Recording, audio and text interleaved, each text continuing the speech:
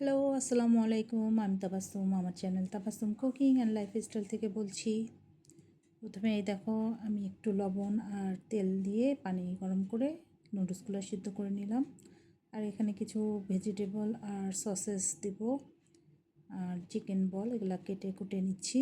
আমি প্রায় দিনে সন্ধ্যাবেলা এরকম করে নুডলসটা রান্না করে থাকি। আমার ঘরে সবাই খুব পছন্দ করে। সেদিনও করছিলাম, তাই চিন্তা করলাম তোমাদের সাথেও একটু শেয়ার করি। সব কিছু কেটে কুটে নিচ্ছি। আমি মরিচগুলো একটু ছোট ছোট করে কেটেই দিই। তারপর এগুলা কাটা হয়ে গেলে আমি একটা কড়াইতে তেল গরম করে তারপরে এখানে কিছুটা পেঁয়াজ কুচি দিয়ে দিলাম। পেঁয়াজটা আমার আগে থেকেই কাটা ছিল দেখে আমি আর কাটিনি।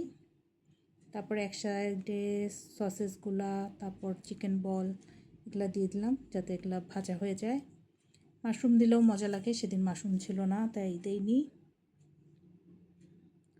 প্রায় দিনই সন্ধ্যাবেলায় এই নাস্তাটা করা হয়।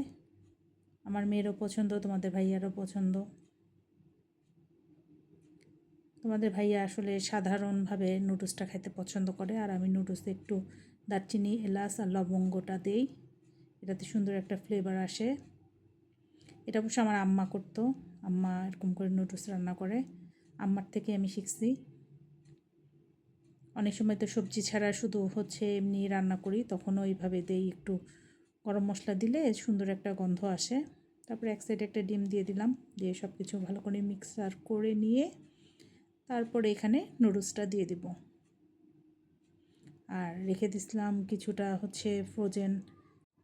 ফ্রোজেন মটরশুঁটিটা, সেটাও দিয়ে দিলাম, কাঁচামরিচটা দিয়ে দিলাম, আর একটুখানি দিলাম গোলমরিচের গুঁড়া, একটু টেস্টিং সল্ট আর লবণ দিয়ে দিলাম।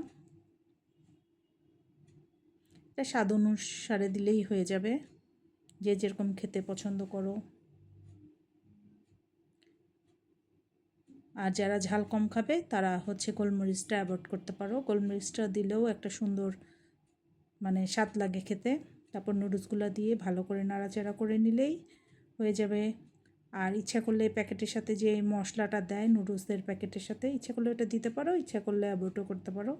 আজকে আমি দিয়ে দিয়েছি, অন্যান্য দিন অনেক সময় দেইও না। ব্যাস, তৈরি হয়ে গেল আমার মজাদার নুডলস। আমি প্রায় দিন বিকালবেলা এভাবে নুডলস রান্না করি সবার জন্য। তো আজকের ভিডিওটা এতটুকুই। সবাই সুস্থ থাকো, ভালো থাকো, আল্লাহ হাফেজ।